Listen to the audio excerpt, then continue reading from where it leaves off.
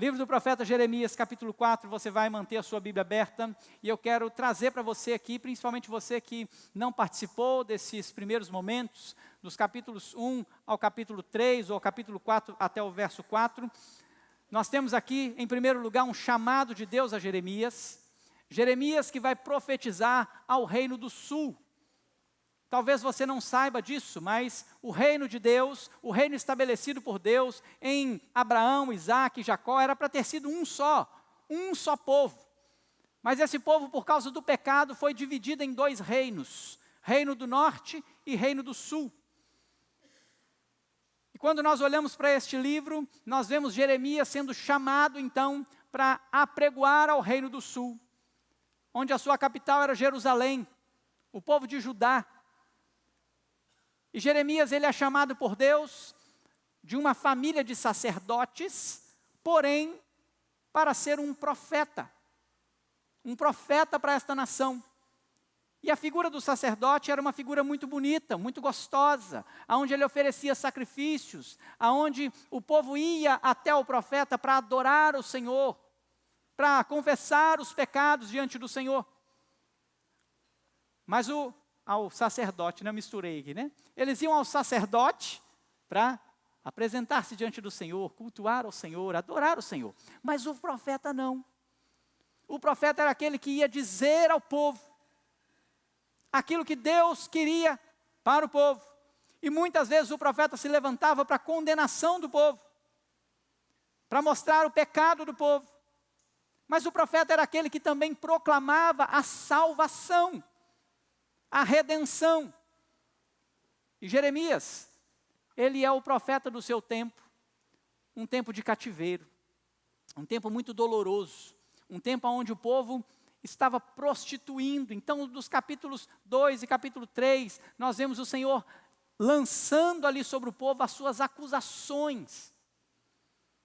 E Deus começa a mostrar para este povo que esse povo estava vivendo como prostitutas cultuais. Deus mostra para o povo de Judá que eles, mesmo olhando para o reino do norte, porque o reino do norte já havia sido levado cativo por causa dos mesmos erros. E mesmo assim, eles continuaram nas suas perversidades. Eles não tiveram o povo do norte como exemplo, para dizer assim, olha, não, vocês viram o que aconteceu com o reino do norte? A Síria tomou, invadiu, o reino do norte acabou, o seu rei foi eliminado. Não há mais reino do norte. Vamos andar com o Senhor. Eles não fizeram isso. Eles fizeram pior. Jeremias vai dizer que eles cavaram cisternas rotas. Abandonaram o Senhor como quem cava cisternas rotas que não retém água.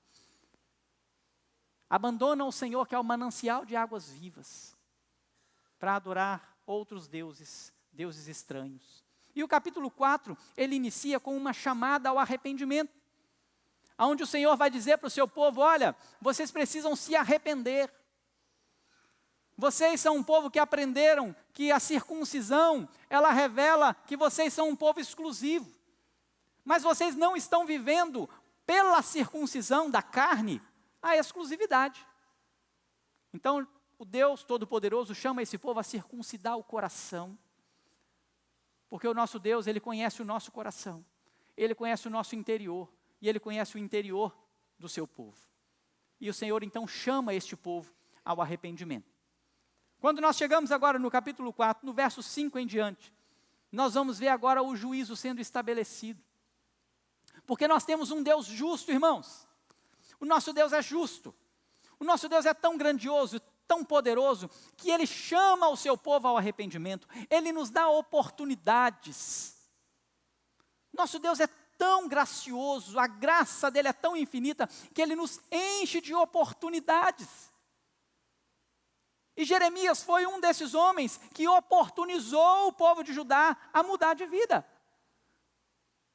Porque ele lançou sobre eles as acusações e disse, olha, vocês estão andando errado.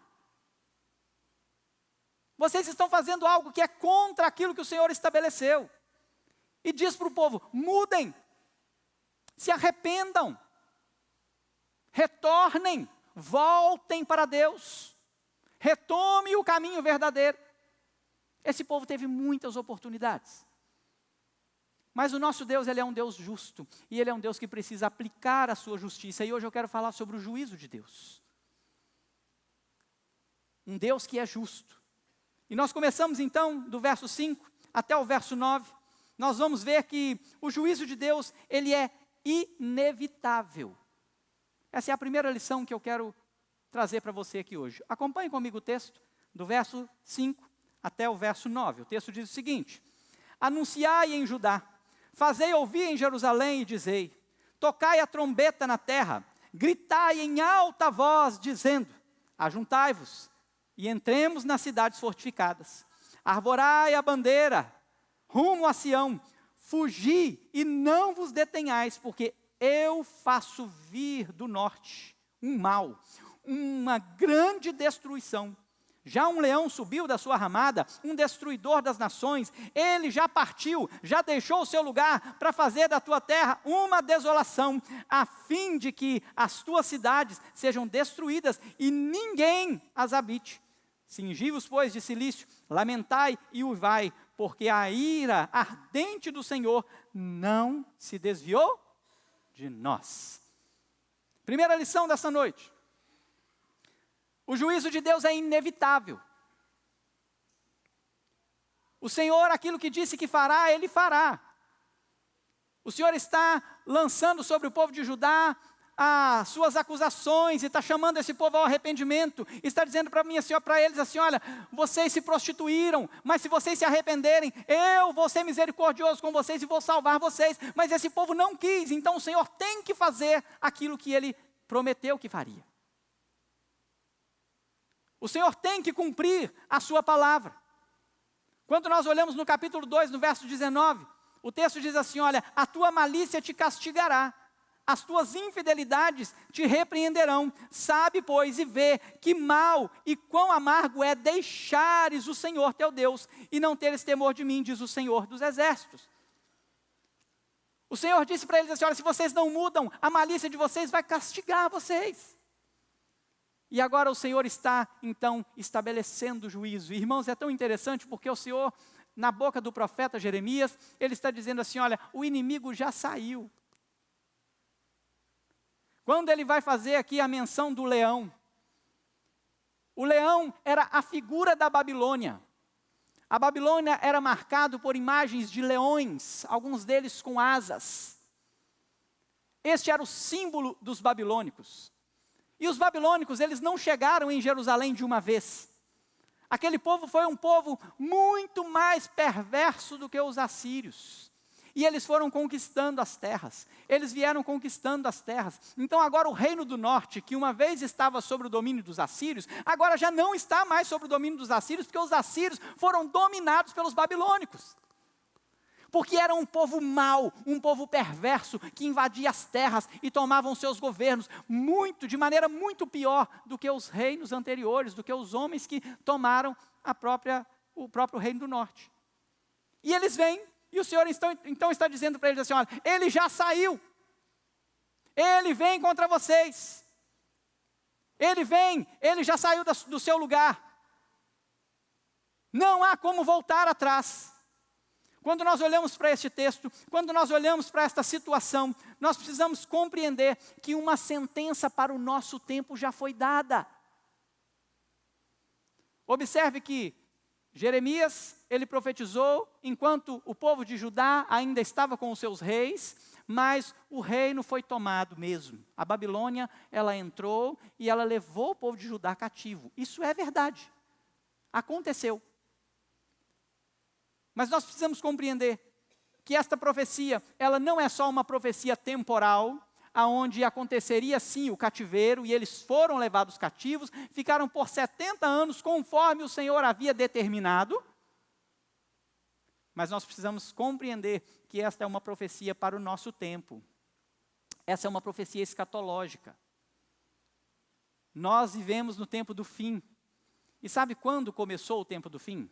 Quando o Senhor Jesus subiu aos céus. e disse para mim e para você assim, olha, ide, pregai o evangelho a toda criatura, batizando em nome do Pai, do Filho e do Espírito Santo, ensinando-vos a guardar todas as coisas que vos tenho ordenado.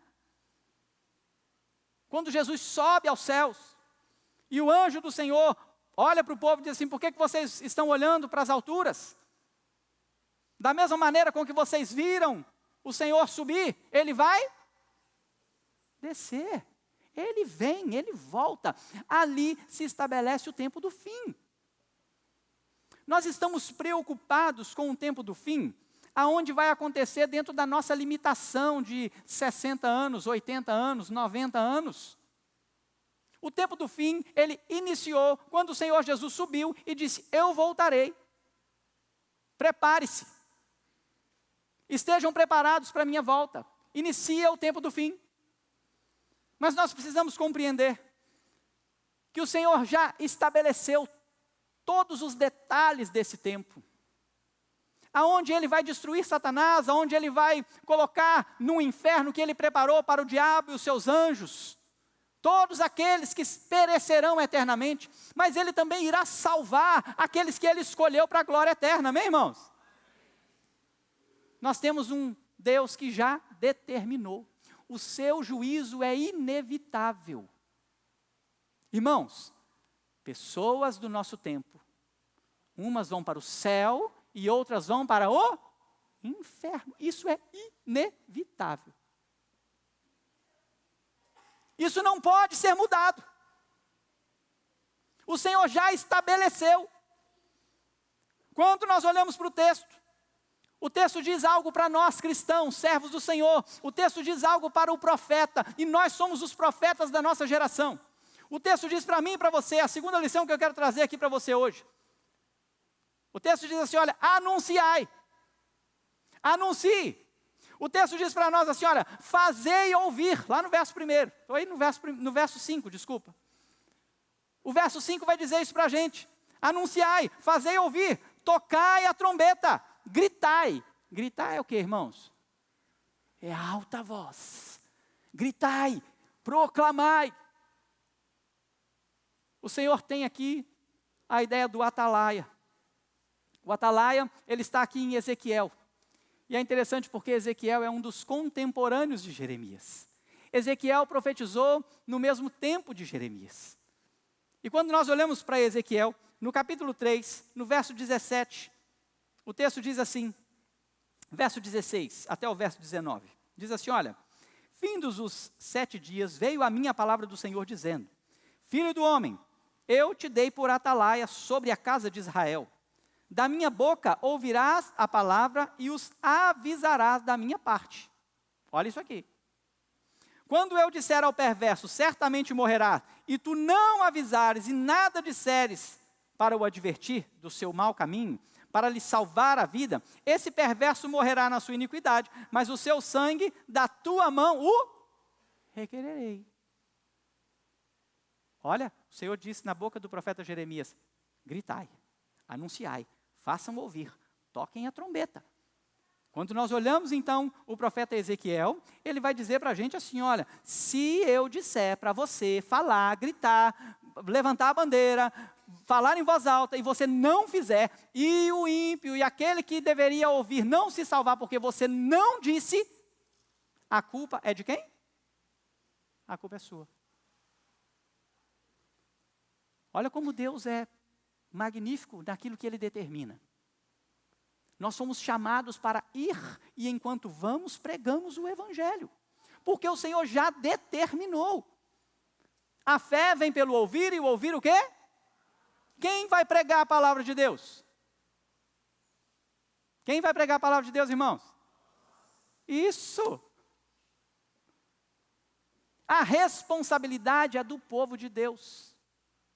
Agora, ele continua dizendo assim, olha, mas, se avisardes o perverso, e ele não se converter da sua maldade e do seu caminho perverso, ele morrerá na sua iniquidade, mas tu salvastes a tua alma. Olha que interessante isso aqui. Nós pregamos nem sempre para salvação. Nós pregamos, nós anunciamos, mas alguns ouvirão e serão salvos. Se nós não falarmos para esses, nós teremos o sangue dele nas nossas mãos. Mas se nós falarmos, e aquele homem, aquela mulher não mudar, não se converter, ele morrerá e nós estaremos salvos. E o sangue não estará nas nossas mãos. Existe uma responsabilidade muito grande para mim e para você, quanto àquilo que o Senhor Deus estabeleceu. Ele determinou o tempo do fim, Ele disse como será. Ele vai dizer para nós, o próprio Jesus vai dizer que nos últimos dias nós teremos aqui o joio e o trigo, tudo misturado, mas nos últimos dias o Senhor virá com os seus anjos e Ele então há de separar primeiro o joio, e o joio será lançado aonde? Aonde, gente? No fogo, no inferno. E depois os anjos ajuntarão ali o trigo, e então colocarão no celeiro do seu Senhor. Essa determinação ninguém pode tirar. Mas nós precisamos gritar para o povo, nós precisamos proclamar o Evangelho, nós precisamos anunciar para que as pessoas então possam, dentro da oportunidade que o Senhor dá, serem salvas. Irmãos, não se cale. Se nós nos calarmos, o sangue estará nas nossas mãos. Mas o texto continua. E no verso 9 e verso 10, nós vimos agora uma proclamação diferente. Há um juízo agora sobre os sacerdotes, há um juízo sobre os reis, há um juízo aqui sobre os profetas. E o Senhor diz que o juízo vem sobre eles. Olha o verso 9 comigo: sucederá naquele dia, diz o Senhor, que o rei e os príncipes perderão a coragem, os sacerdotes ficarão pasmados e os profetas estupefatos. A sentença começa pela liderança. Tiago, no capítulo 3, vai dizer assim: olha, não sejais muito de vós mestres, verso 1, porque vocês serão cobrados com maior rigor. Não sejais, não sejam. Há uma cobrança muito maior para os líderes. Há uma cobrança muito maior para os pastores, para os presbíteros, para os diáconos, para aqueles que assumem liderança. Excelente obra almeja aquele que almeja o episcopado, mas a cobrança é também tal quanto. E o que eles estão fazendo aqui? No verso 10, há uma proclamação de Jeremias. E Jeremias disse assim: olha, então eu disse, ah, Senhor Deus. Ele faz uma exclamação aqui, ah, Senhor Deus. Um gemido vem do coração de Jeremias. E aqui nós temos aqui dentro da teologia, alguns teólogos nos mostram, porque a primeiro momento parece que Jeremias está acusando o Senhor, quando ele diz assim: olha, verdadeiramente enganaste a este povo e a Jerusalém, dizendo, tereis paz, e eis que a espada lhe penetra até a alma. Parece que Jeremias está falando de Deus, quando na verdade Jeremias está falando destes homens, profetas, reis, sacerdotes daquele tempo. Jeremias exclama, porque aqui há uma mistura de Jeremias falando e Deus falando, Jeremias falando e Deus falando. Deus está falando e proclamando contra os sacerdotes, contra o rei, contra os profetas, e Jeremias clama, ah, Senhor Deus, mas ele continua proclamando, e ele diz, esse povo tem enganado o meu povo. Eles têm dito paz, quando não há paz. Nós podemos ver a concretização disso mais para frente, no capítulo 6 de Jeremias, no verso 14. Nós temos aqui a descrição disso com mais fidelidade, onde ele diz assim, olha, curam superficialmente a ferida do meu povo, dizendo paz, paz, quando não há paz. Essa descrição vai aparecer também no capítulo 8, no verso 10 e verso 11. Vai aparecer também em Ezequiel, no capítulo 13, no verso 10. A mesma descrição de um povo, sacerdotes, reis, profetas, que estão dizendo para o povo assim, está tudo em paz. Mas o Senhor já deu a sentença, e a sentença de Deus é, não tem paz. O inimigo já veio, ele já saiu, ele vai dominar, ele vai destruir todas as coisas. Mas tem gente pregando a paz. Irmãos, quanto isso parece com o nosso tempo. Pastores, profetas, homens que se intitulam profetas, homens que se intitulam apóstolos, homens que se intitulam líderes, eles estão dizendo para a igreja: paz, que isso, nós vamos viver em paz, vai haver a paz, não se preocupem, nós vamos trocar o governo vai trazer paz, é só a gente não votar no fulano, a gente vota no ciclano que nós vamos ter paz. Que mentira! Não há paz! Nós estamos nos últimos dias, nós estamos no tempo do fim. Nós deveríamos pregar para o homem que se ele não se converter dos seus maus caminhos, ele vai para o inferno. Nós temos que anunciar para as pessoas que se eles continuarem em prostituição, o Senhor virá e levará para a destruição esses homens e mulheres. Porque o inferno é de Deus, o diabo é de Deus. Deus preparou para a condenação do diabo, seus anjos e todos aqueles que vão perecer eternamente. É Deus quem faz isso. Observe que o texto vai dizer que um grande mal, eu faço, verso 6 do capítulo 4, ele diz assim: olha, eu faço vir do norte um mal, uma grande destruição. Irmãos, preste atenção. Por que se prega paz? Para que o povo não fique com medo, para que o povo não desfaleça. Mas não é isso que o Senhor ensinou para a gente. Nós precisamos pregar a verdade, porque conhecereis a verdade, e a verdade vos libertará. O que pode libertar o homem e tirar ele da angústia e da opressão é a verdade. Sabe por quê?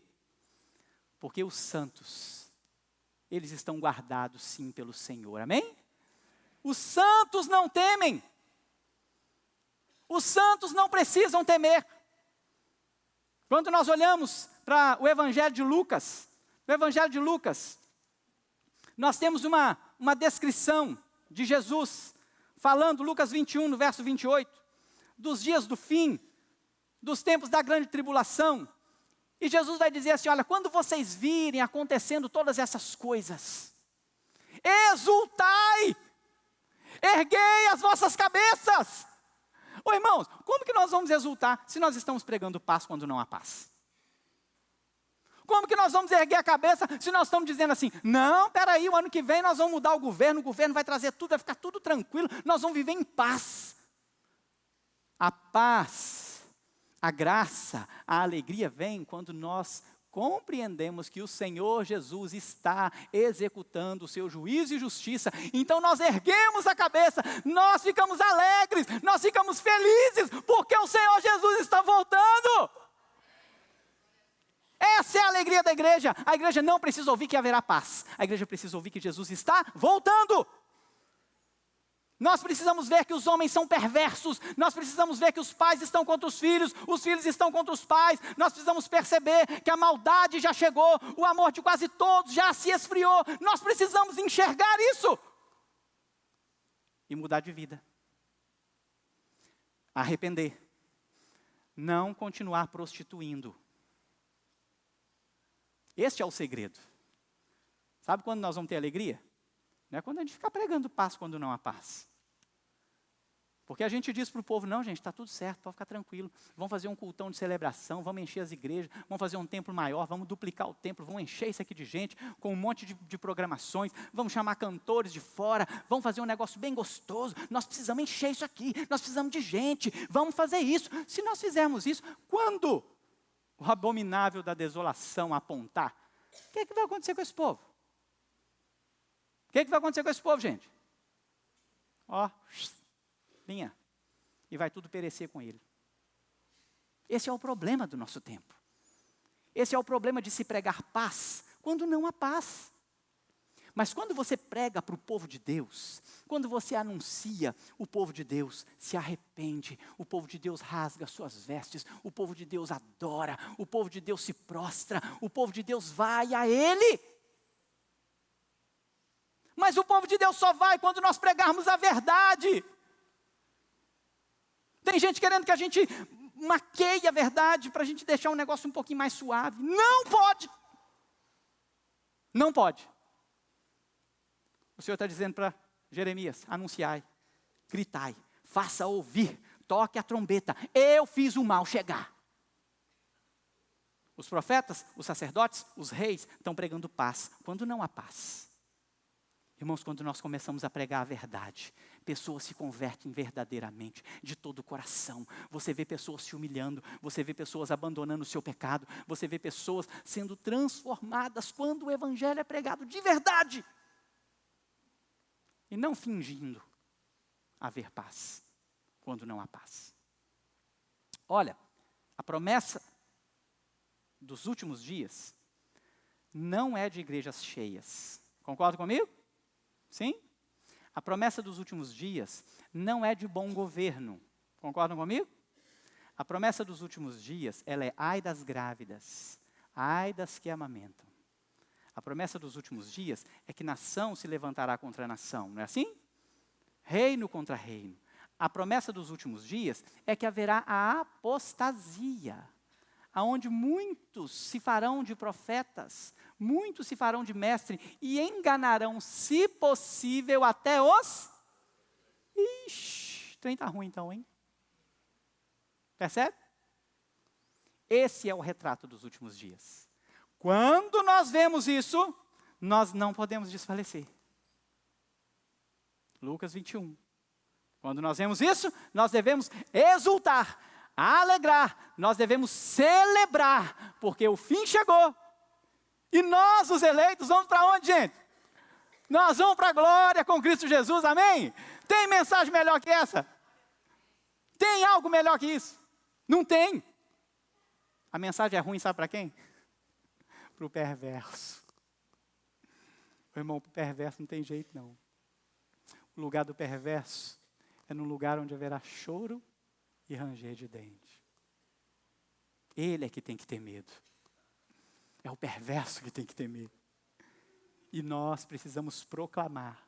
Porque se nós não proclamarmos, os santos, se eles se tornarem culpados por nossa causa, o que é uma expressão de Deus para nós, apenas para nos mandar, porque o Senhor não perde, né? João 6, nós vimos aqui na semana passada.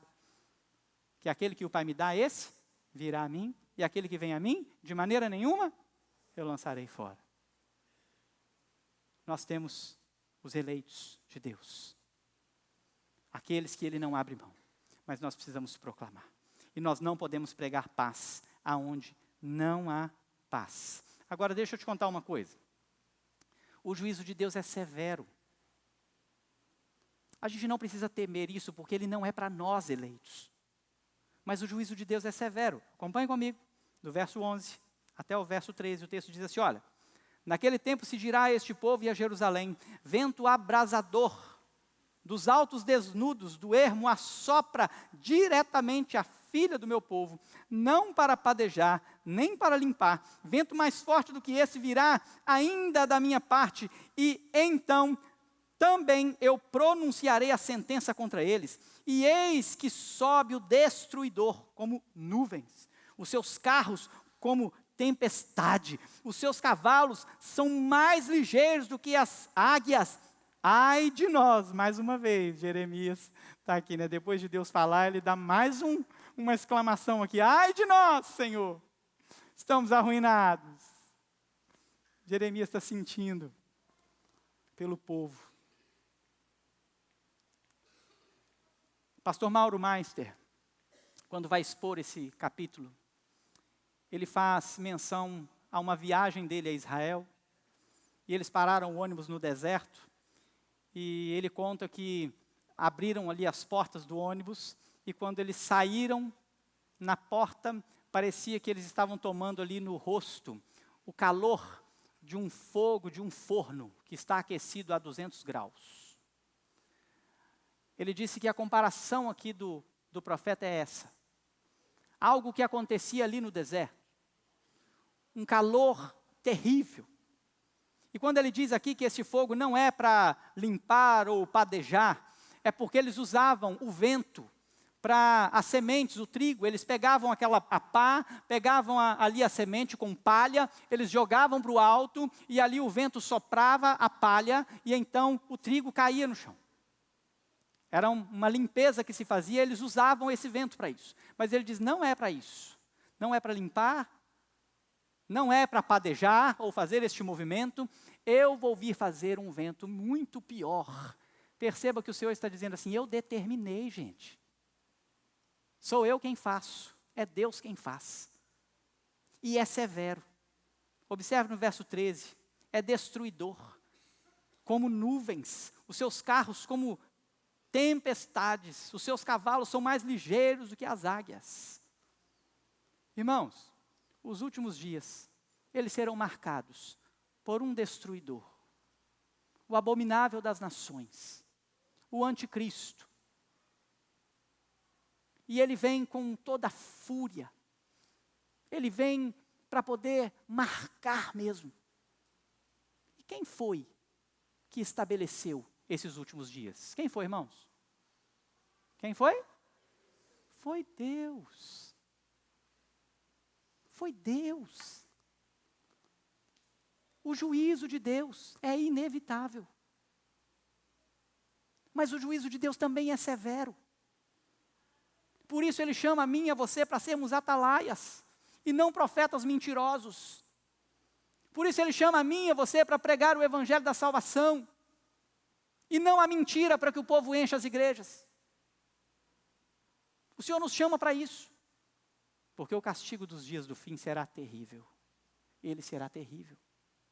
Pode ser que eu e você não passemos por isso, porque nós não estamos falando de 50 anos, de 60 anos, de 100 anos. Nós estamos falando de um tempo que Deus determinou e Ele disse que somente o Pai sabe, nem o Filho. Quando é que o Senhor Jesus há de vir? Mas eu preciso trazer para você que o Senhor Jesus descreveu os dias do fim. E quando Ele descreve em Mateus 24, toda essa destruição, tudo aquilo que o mundo está vivendo, nós já estamos nesses dias. Vocês crerem nisso, meu irmão? Você crê nisso mesmo? Então precisa acontecer algo com você que está no verso 14. Leia comigo o verso 14, o texto diz: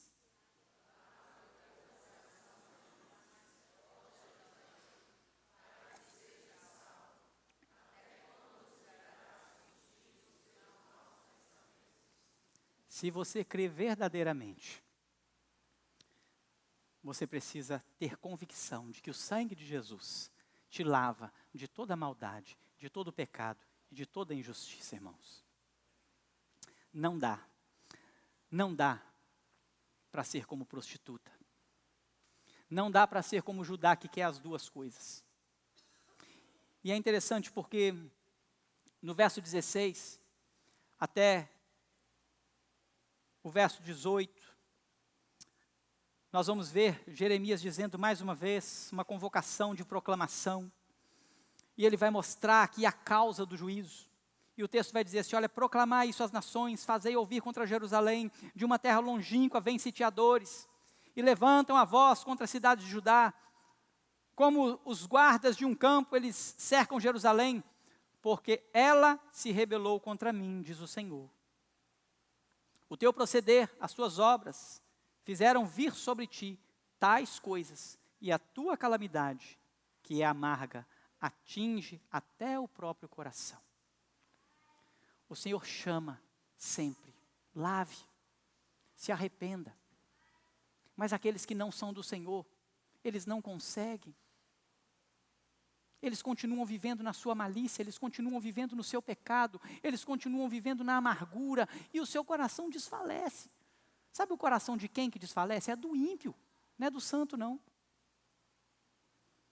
O coração que derrete por causa da situação da vida, é do ímpio. Porque ele não consegue romper o seu pecado, ele não consegue abandonar o seu pecado, ele não consegue viver uma vida de santidade, está sempre com a palavra suja na boca, está sempre com a palavra maldita na boca, está sempre se rebelando, é rebelião, é contenda, é toda a perversidade que o homem pode ter. Irmãos, e agora o texto entra num momento aonde o profeta começa a lamentar. Observe comigo o verso 19. O texto diz assim: ah, meu coração, eu me contorço em dores. Oh, as paredes do meu coração se agita, não posso calar-me, porque ouves, ó minha alma, o som da trombeta e do alarido de guerra. Golpe sobre golpe se anunciam, pois a terra toda já está destruída. De súbito foram destruídas as minhas tendas, no momento as suas lonas. Até quando terei de ver a bandeira? Terei de ouvir a voz da trombeta. Irmãos, Jeremias está dizendo assim: o mal chegou. O mal chegou em todos os lugares da terra. O mal chegou na nação de Judá. E nós precisamos entender o momento em que isso é real para eles, porque agora Babilônia saiu do seu lugar, está correndo, Babilônia está tomando os lugares, Babilônia já desceu, Efraim, Dan, eles já tomaram algumas cidades e estão chegando, e o profeta está lamentando: ai meu coração. Irmãos, quando eu vejo isso, a minha garganta trava, sabe por quê? Porque parece que nós não estamos preocupados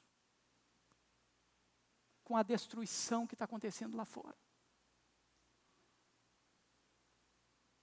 Jeremias está mostrando a sua preocupação diante de um mundo perverso. Jeremias está mostrando a sua preocupação, o seu lamento, quando ele olha para a sua nação, quando ele olha para o seu povo, e ele vê o seu povo em pecado, e ele continua dizendo então no verso 22, olha comigo, o texto diz assim: olha, deveras o meu povo está como, irmãos? Irmãos, olha o que Jeremias está dizendo aqui. Sabe por que o coração dele doeu? Sabe por que ele está angustiado? Sabe por que ele está gemendo? Sabe por que ele está encolhido? Porque o seu estômago, e aqui as primeiras palavras, coração, são as entranhas, onde ele se contorce e geme por causa do povo, porque o povo está louco.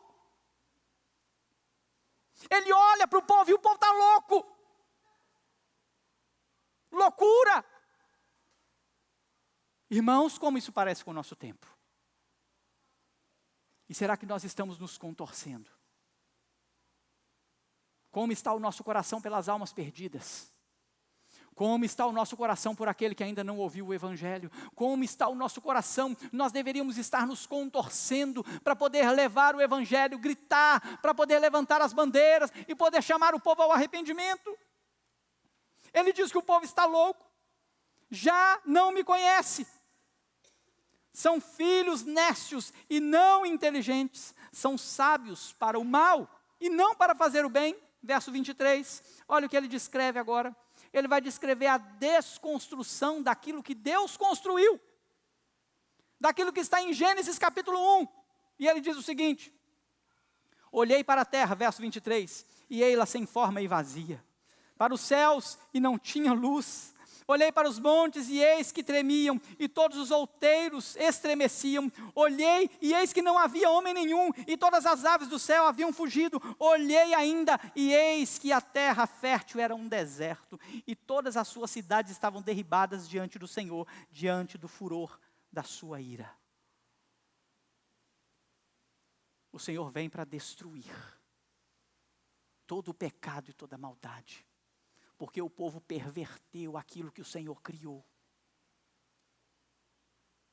Porque a humanidade destruiu aquilo que o Senhor Deus fez com tanto amor e zelo, e disse, e eis que tudo era muito bom. O povo está louco. Olha o que o povo está fazendo com a natureza. Olha o que as pessoas estão fazendo com a terra. Olha o que as pessoas estão fazendo com os animais. Está descrito aqui, irmãos, ou não? Não é isso que está descrito aqui? O povo está destruindo aquilo que Deus construiu. O povo está louco, sábio para o mal. Muita sabedoria para fazer o mal. Para burlar as leis. O povo está dessa maneira. A iniquidade do povo. Mas, irmãos, para a gente caminhar para o final, nós temos então a alegria do justo e a tormenta do ímpio. Porque agora no verso 27, leia comigo, o verso 27, o texto diz: pois assim diz o Senhor.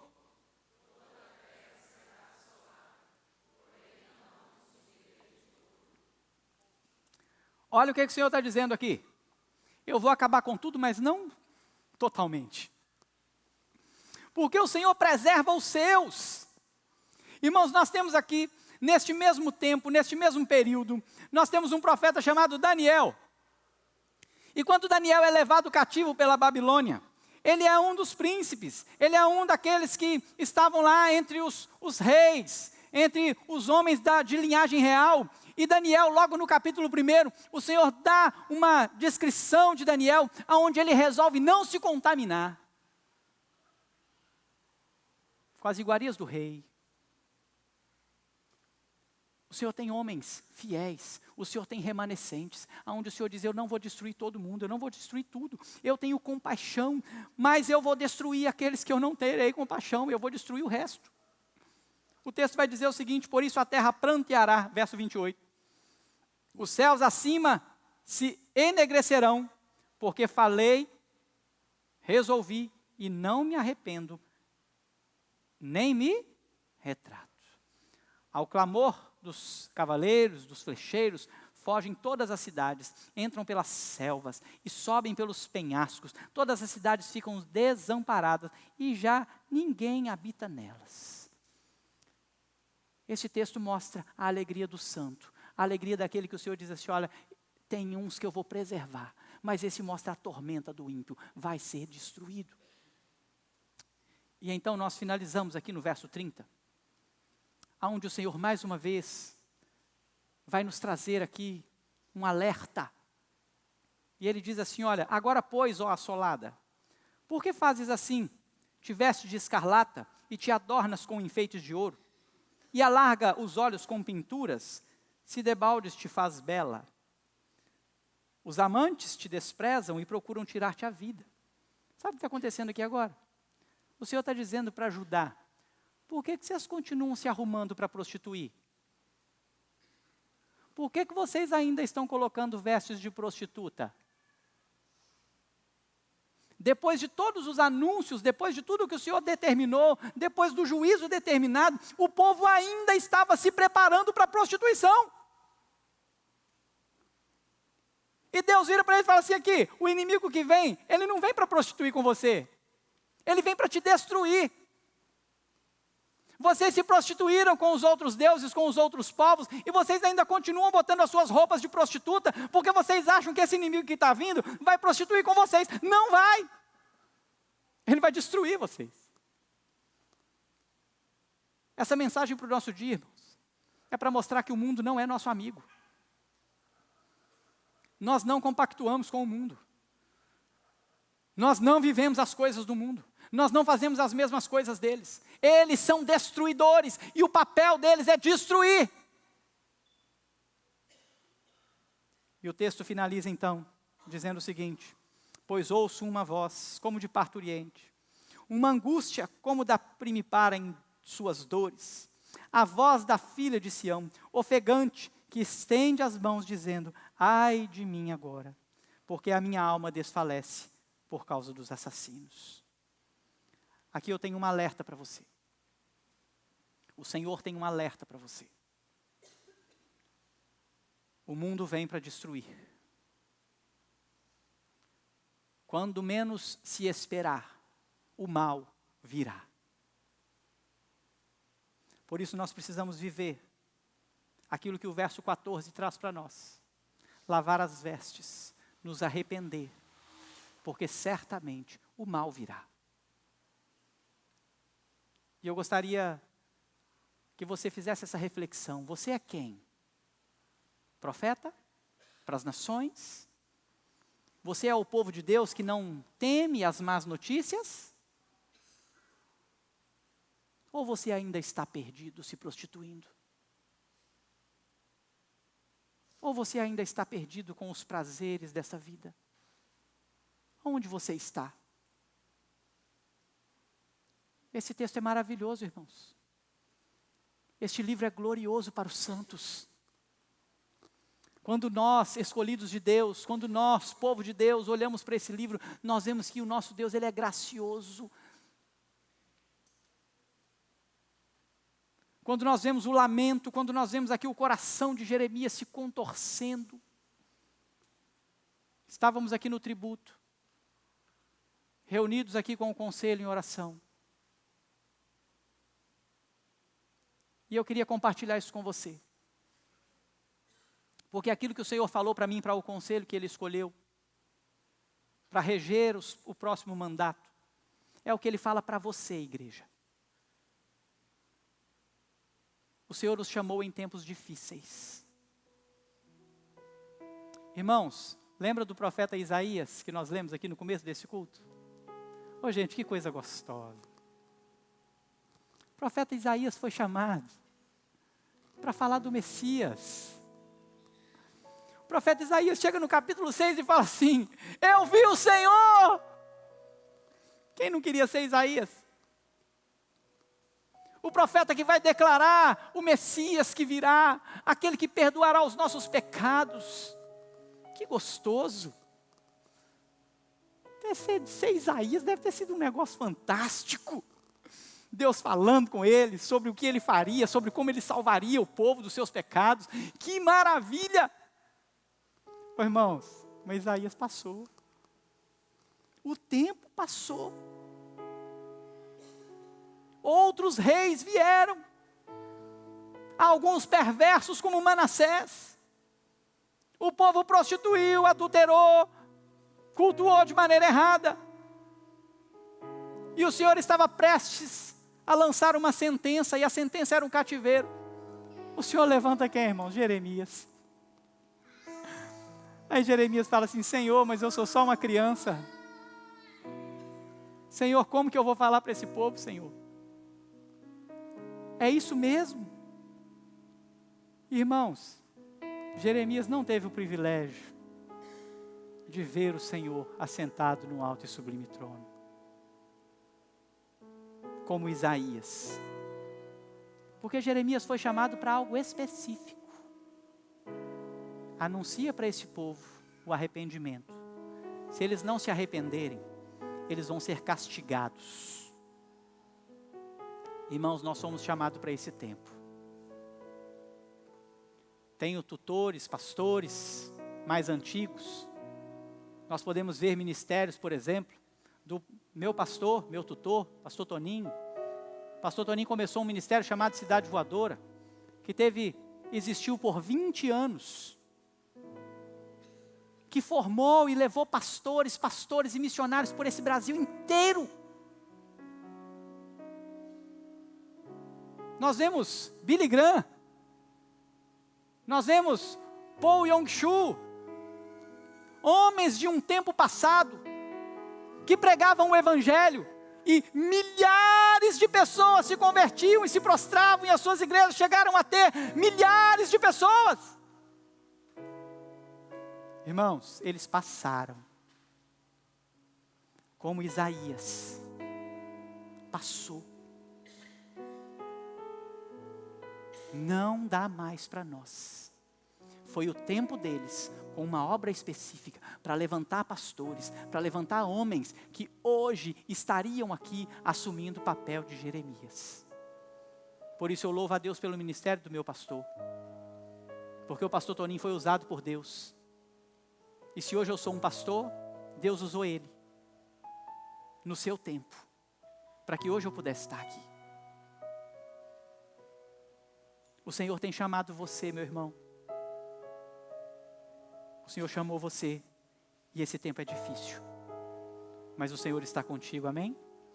Assim como o Senhor falou para Jeremias: antes que eu te formasse, capítulo 1, verso 5, no ventre materno eu te conheci, e antes que saísses da madre te consagrei e te constituí profeta entre as nações. Essa é a palavra do Senhor para mim e para você hoje, irmão. Vamos parar de pregar paz onde não há paz, amém? Nós somos chamados para ser profeta dessa nação. Nós somos chamados para confrontar o pecado. Nós somos chamados para não deixar que a iniquidade seja suja no meio da igreja. Permeie o meio da igreja. Nós somos chamados para dizer ao povo que se não se arrepender, vão para o inferno. Porque já já, Mateus 24 estará se cumprindo. O abominável da desolação. ele chegará. Mas nós vamos para onde? Para onde nós vamos, irmão? Irmão, nós vamos para lá. Você crê nisso?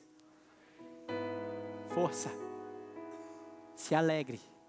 Exulte. Proclame. Leve o evangelho verdadeiro. Para que nós não sejamos cobrados do sangue de ninguém. Conhecereis a verdade, e a verdade vos...